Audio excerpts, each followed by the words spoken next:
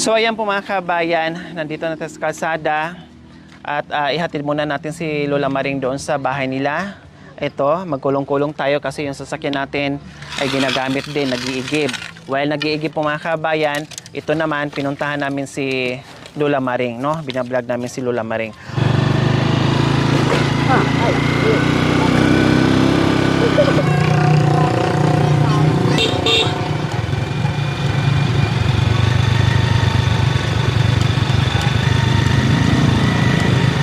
Sarap pala sumakay ng kulong-kulong. Parang gusto ko ito sakyan natin papuntang Rosales, ah. Oo naman. Palit mo ng Presko.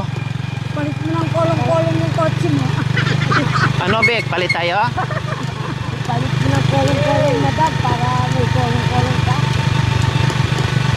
Bye-bye, kababayan. Tinutulungan namin si Lola. Pinalod namin si Akuro. Masipsip ka rin. Po. Manasantang manok. Matulog daw tayo doon sa kanya para pakainin tayong manok. Doon po kayo may matulog? Doon po kayo may matutulog sa inyo? Kakaatay tayo ng manok, ganon? Oo. Bakit marami po kayong manok? Lari na ka rin marami. Yung may bahay dyan, ano ka rin? Pans mo rin yun. Wala mo. Wala lang dito. Hindi lumabas.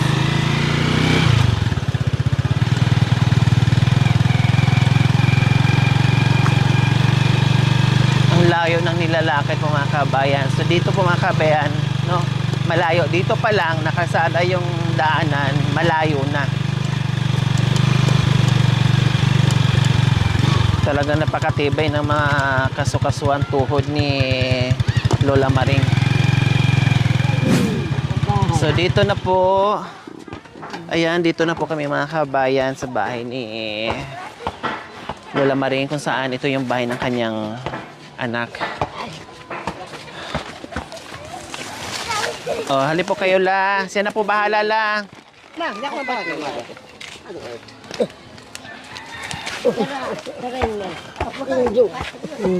Indo. Ako daw ang nanay niya. Apo ko. Apo ko, ako nanay. Indo daw sabi niya. Ina, ama. Hi po. Magandang hapon. Kayo po si Edwin. Oh. Pasensya na sa disturbo namin, ha. Ayan. So ito po yung bahay ni Anak ko, nali ko. Kuya Edwin, na anak ni Nagpakit kami. Lola Maring na tinitirahan niya. Maayos, maganda, malawak. No, malaki, ibig kong sabihin. Malaki. Hello, Apo. Apo. Oh. Saan po yung kwarto nyo na sinasabi nyo? Darating lang pala. O, tara nga po. Pwede pong pasyalan yung kwarto. Kasi, opo, so yan po kasi mga kabayan. O, ayan. Hinila niya ako. Yan, very sweet si Lola. Kasi, kahilingan niya na magkaroon ng sariling kubo. Dito. Ang laki po pala ng ano nyo. Ang laki po pala ng tulugan nyo. Opo, kahit dito po pala ako matulog, ay okay lang kasi kasya po tayo dyan sa papag nyo. Di ba po? Magkatabi tayo o may lubon pa po kayo? May lubong ba yun? Lagay ng damit niya. Ilagay Oh, so dito po pala nakapwesto si Lola Maring. No? Ang luwang-luwang ng kanyang higaan, yung kanyang papag. Ang ganda ng higaan nyo, matibay pa. Tapos presko. Oo. Wala kayong kulambo? Atin. Atin meron. Matatot kang Edwin. Meron kayong kulambo. Pag natulog kayo, hindi kayo kinakagat ng lamok. Kasi open siya. Walang lamok. Ay, walang lamok. Wala. Wow! Ito lang yung open na open yung higaan, pero walang lamok mga kabayan. Kaya pala wala siyang lambo. Hindi kayo kinakagat. Ha? Hindi po kayo kinakagat ng lamok. Wala. Ang kamatutog. O, nakaganyan kayo pag nakatulog. O, tinatakpan niyo po yung mukha niyo. Oo. Anong ulam po natin, Lola Maring? Ah, Anong ulam po natin? well, Ano po yan? Anong tinuro nyo? para sa ligaw. Well, yung gapo. May manok na nakatali dyan. Kaya pala sabi niya, pag dito ka matulog, katayin daw niya. Kawawa naman. Yung pala, totoo, may manok siya dyan na nakatali. Yaman niya kung maragawa. Umaragor. Tatangin inang. Binili daw para pag dumaan ako, ibigay niya sa inang. Opo. Ako yung sinasabi niyang inang. Bago. Ang sweet naman ng apo ko. Bago nilo. Mapagmahal yung apo ko, Mami D. Talaga mapagmahal yan. Kaya lang mga Apo ko, tapos ikaw apo sa tuhod. Apo sa tuod. Kaya pala sumasakit ang tuhod ko kasi tinatawag ako ni Lola na inang, no? Tapos siya na yung naging apo ko. Aga mo yan. 'Di ba? Kaya sasabi ni Lola Maring yun, mga kabayan, na inang, tinatawag niya ako ng inang kasi para bang naramdaman niya yung pagmamahal bilang isang magulang, no, yung ganun yung pakiramdam niya. Tapos nararamdaman niya yung pagmamahal natin, kaya tinatawag niya akong inang. Indo kung sa salitang Aita. Ayan, hindi ko alam. Akala ko tinatawag niya ako, ikaw ba ay taga Indonesia? Kasi Indo. Yung pala ay nanay. Nanay, tinatawag niya akong nanay. Magpaalis ng masakit dito. Oo. Kaya pala ang ganda ng smile, tawan niya pag nandito ako kasi parang naiibsan yung lungkot niya, yung sakit na naramdaman, naiibsan pag nandito tayo. Malapit na ang fiesta. Alam ko pag mga fiesta ng mga katutubong Aitas na kahit gaano kahirap yung buhay nila, mayroong kanya-kanyang handa yung mga bahay. 'Di ba? So, feeling ko yung manok na yan, kakatayin siguro sa fiesta. Handa yun sa fiesta. Sunod na. Malapit na, 'di ba po? Agyang Pupunta na lang po ako dito sa fiesta Asa para na? isang handaan na lang. Dito ako makikikain.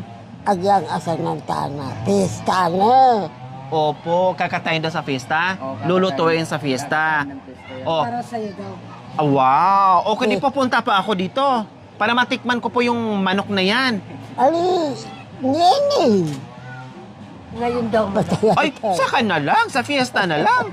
Para may handa po tayo. No? Oh. Kuya Edwin. Ayan. So si Kuya Edwin, may tanong ko lang.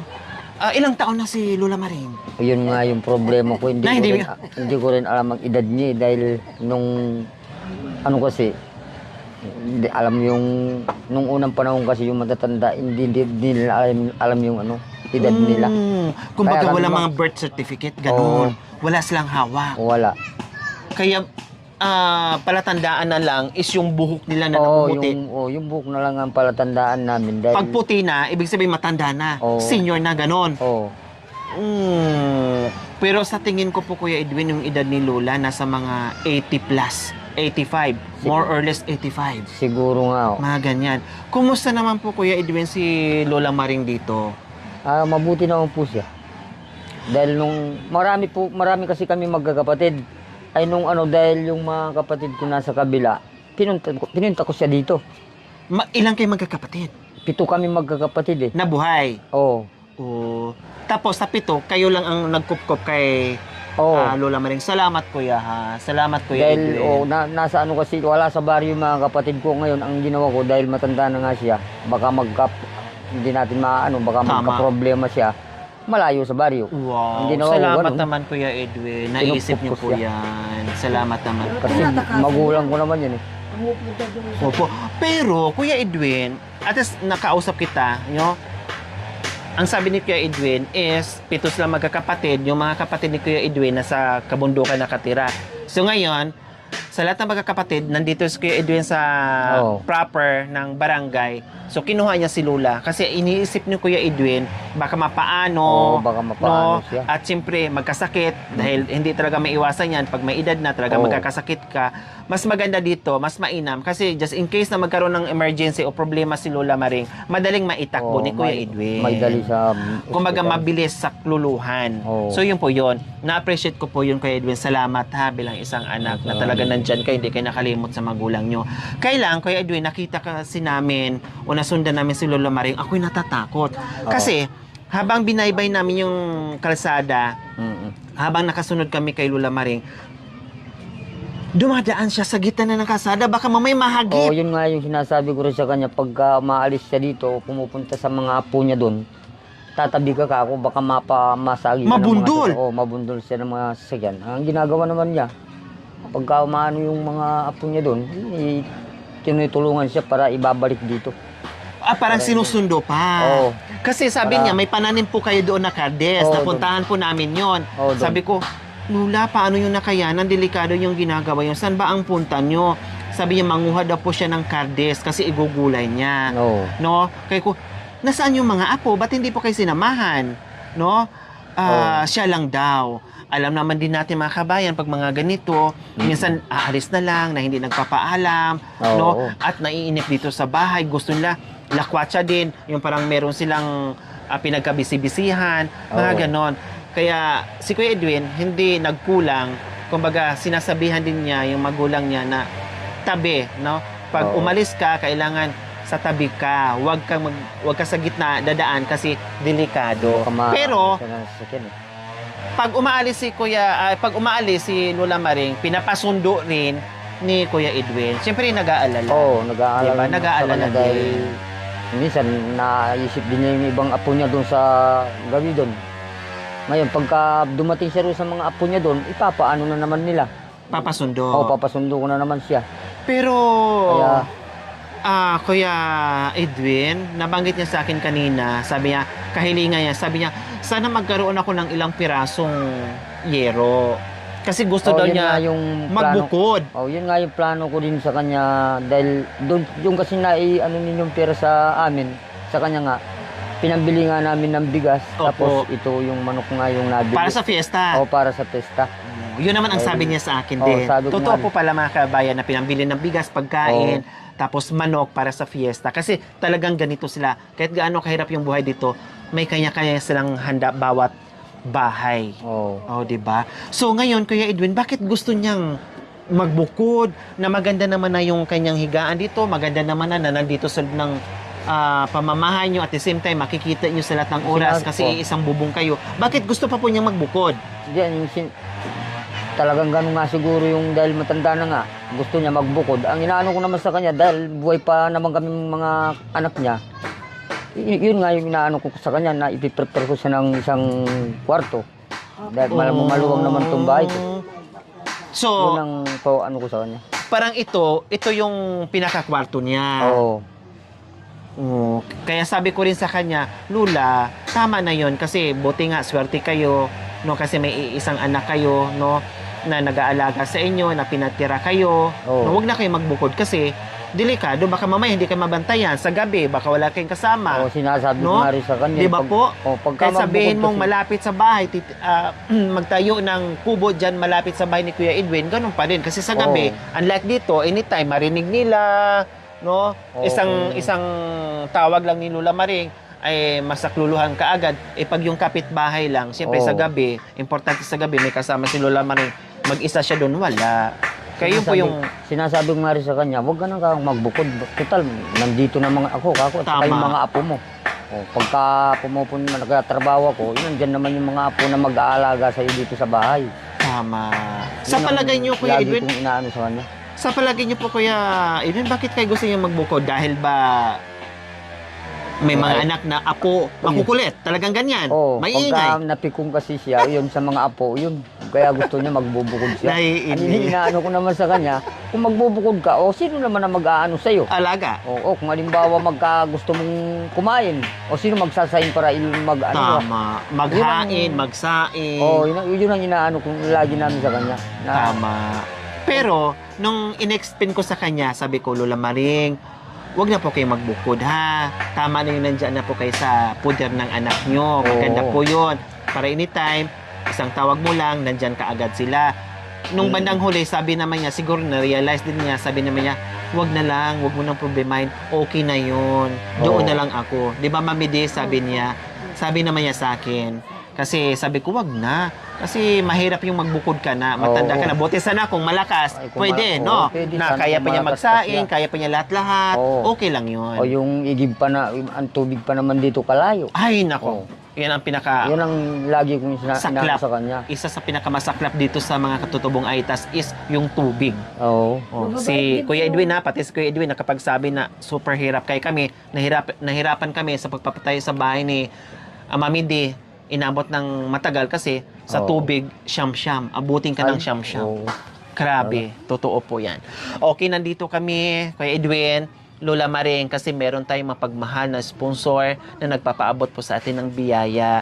Dahil naantig doon, na kahit may edad na po kayo, pero nandyan pa rin po kayo, no? At nagbigay sa atin ngayon ng biyaya. Kaya may dala kaming bigas, Lola Maring. Ayan. Sabi ka. Ano po? Pinag-usapan daw ninyo yan. Sabi ka sa limita ka. Pinag-usapan daw ninyo. Pagkarada ka kabiyak. Meron yan. Wow! Kung nagkamali si Lola Marie nang iniisip niya, kasi nagkwentuhan daw sila ng anak niya, babalik yun sila.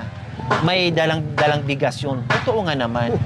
No, yung kanyang panalangin o iniisip niya, no, ay nagkatotoo dahil merong dalawang sponsor na nagpaabot ng biyaya para sa kanila. Okay, so may bigas na tayo dyan. Ito yung specific request ng ating sponsor. May bigas na sila dyan. Ayan. And then yung mga groceries, mga dilata, nandyan na. Assorted natin ng mga dilata, nandyan na. Tapos nakita ko kasi nung pumunta ako dito, may mga apo. Kaya bumili din ako ng mga pasalubong para sa mga apo niya. Tapos, yung nandito yung iba, no? At kape paborito niya. Paborito ni Lula. Talagang ganito ang mga lula natin dito na mga katutubo. Tapos, merienda niya. Bumili na rin ako ng gatas. Kasi, dalawa nga po yung sponsor niya. Bumili na rin ako ng pang-adult na gatas. No? Tapos, yung sponsor na ito, mga kabayan, no? Kasi, dalawa po ito. So, si From Tita Muna po, mga kabayan, nagpadala po ng 10,870. So, dalawa pong pamilya ang mabibigyan natin, si Lola Maring, grocery, bigas, no? At si Nanay Antonina. So, soon or bukas ay mapuntahan din namin. So, ito po yung isang sponsor po natin, From Tita Muna, nagpaabot ng 10,870 para sa grocery ni Nanay Antonina and Lola Maring. Hinati ko po yon, tapos nagbigay din po siya ng pangmerienda o panggasolina sa team. Malaking bagay po yon. So ito po yon. Then, nagpaabot din yung ating isang sponsor, no? Blessing from Colorado po, mga kabayan. Isa din po sa ating pioneer sponsor, Blessing from Colorado. Nagpaabot ito ng 8,000 plus, no? Yung 5,000 para budget kay Lola Maring. Then, kay Mami D is 2,000. Din sa team, yung sobre na 1,409 pesos ay para sa team. Okay, so yung 2,000 ibigay ko na kay Mami D kasi nandito kasama natin ngayon. O Mami D, ayan po. Salamat po. Ayan. Salamat po. Blessing from Colorado po yon. And then, naka-specific din po kay Lola Maring kung anong gusto ng sponsor. Sabi niya, ibili ko ng bigas since na may bigas na yung isang sponsor. So, ang binili ko na lang ay sugar, insure, at manok para ulam mamaya ni Lola Maring. So, ito po yon. Bumili ako ng insure po, mga kabayan. Sabi ko, kasi may bigas na, bili ko na lang ng insure. Kasi bumili na ako ng pinakamalaking insure para lalong lumakas at humaba ang buhay ni Lola Maring. 'Di ba? Kasi kung bibili ako ng bigas, tapos bigas na naman, insure muna kasi ano lang naman ang kain ni Lola Maring, kukunti-kunti na lang. So ito, kahit kunti lang yung kain niya, no? Inuman lang siya ng insure, lalakas na siya kahit kunti lang yung yung kakainin niya na kanin. Busog na siya dito. So insure pinakamalaki, no? At ito dinagdag ko chicken, tapos yung asin, no? Kasi at sugar. naka-specific po ito mga kabayan. Sabi mo, bili mo si Lola Marie ng asin at sugar. So ito po yung mga kabayan kasi alam naman natin pag dito sa kabundukan ay kailangan nila ay kape. Lahat ng mga seniors dito, lahat ng mga matatanda dito, sa kape buhay na sila. No? Yun talagang pinaka-importante dito. Kapay. Po? Kapay. Kape. Kap Wala raw kape. kape? Ay, meron po! Sabi nila mali na kape. Ito po!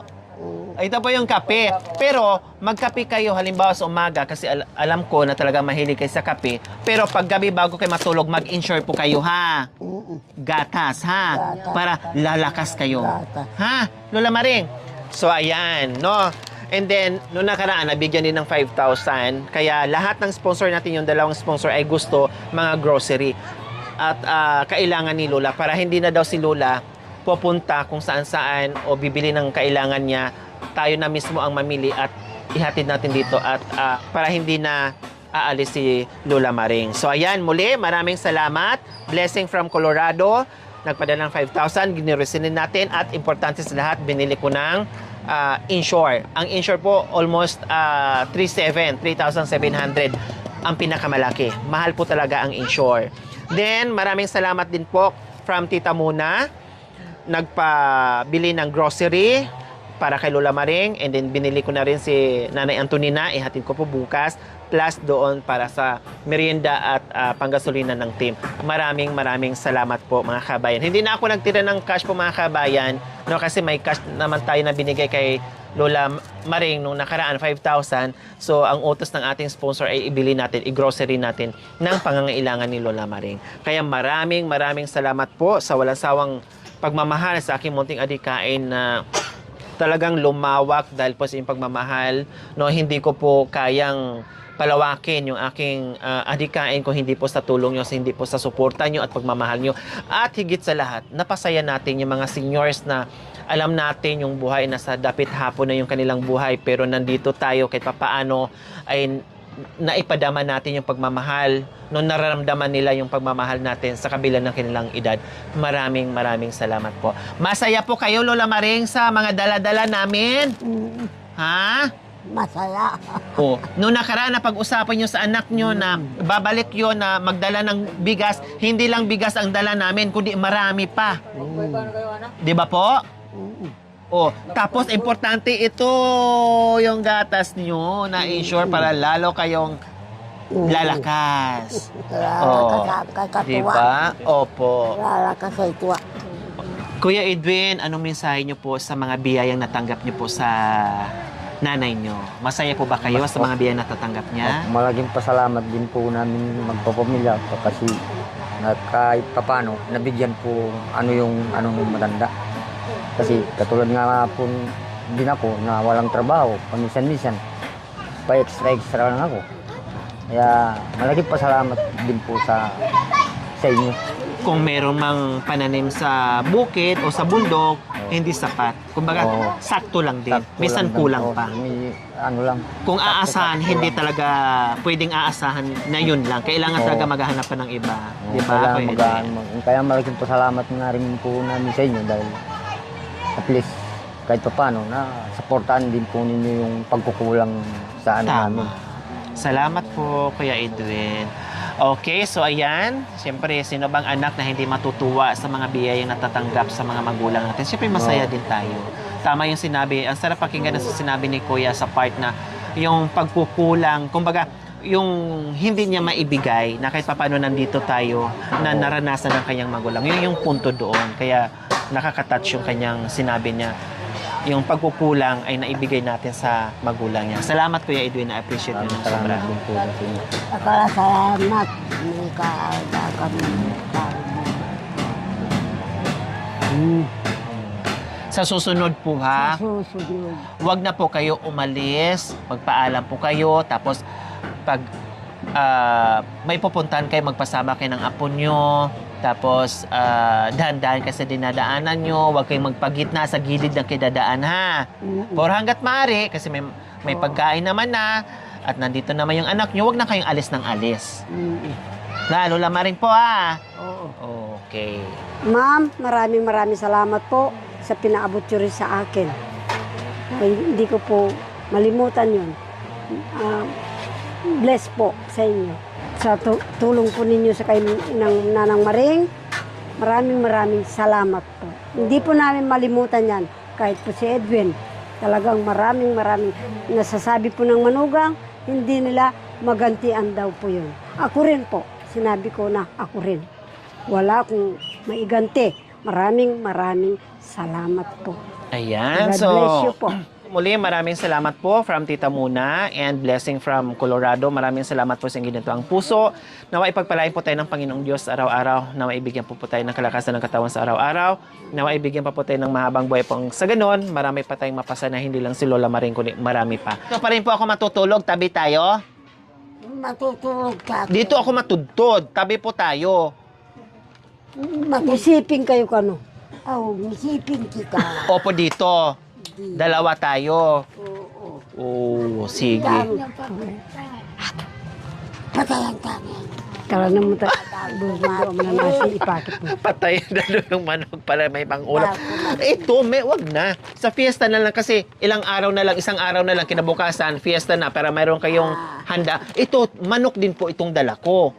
Ayan po, ulit yung manok, oh. Oh. Oh. Ayan. Kun mo. Oh, ano daw po? Adios, sarap daw. Diyos, masarap daw. Oh, amoy pa lang, ang sarap na, no? Hindi mo yan. Ikaw na patayan. Wag na, sa fiesta na lang po yun. Dito na lang kasi patay na, oh. Masarap pa. Tatama na ito na. Oh, di ba? Oh.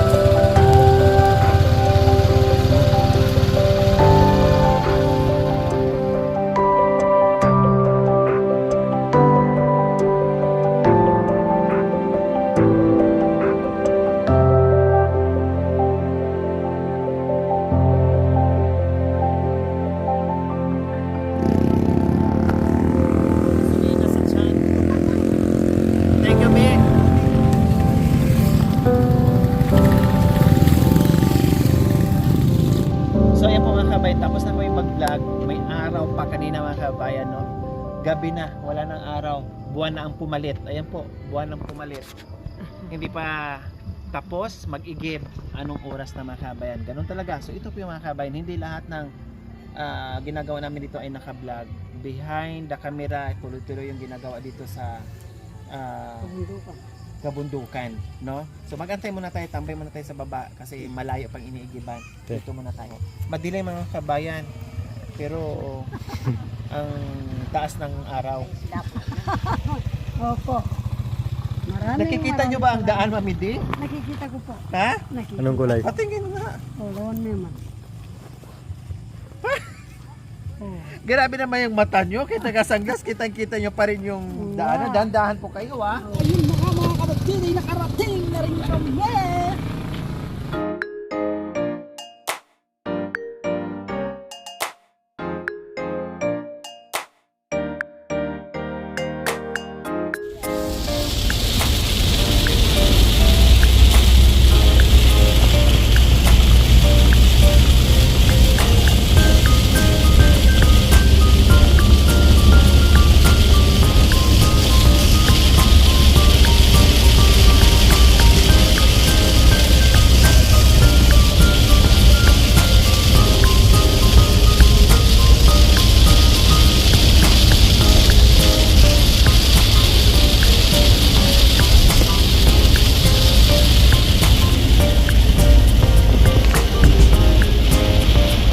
Thank you for watching. Don't forget to like, share, and subscribe.